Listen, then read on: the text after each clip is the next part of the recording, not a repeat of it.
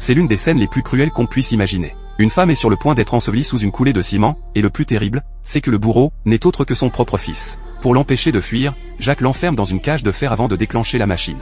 Malgré les supplications désespérées de sa mère, il reste de marbre. D'un geste froid, il libère le ciment, qui l'engloutit instantanément. 3 jours plus tôt, Jacques avait avoué ses sentiments à une femme dont il était tombé amoureux. Mais sa déclaration d'amour est brutalement rejetée, la femme lui révèle qu'elle est sa mère biologique. À 16 ans, après une grossesse inattendue, elle avait confié son fils à sa propre mère, qui l'a élevé comme son petit-fils. Incapable d'accepter la vérité, Jacques sombre dans une rage aveugle.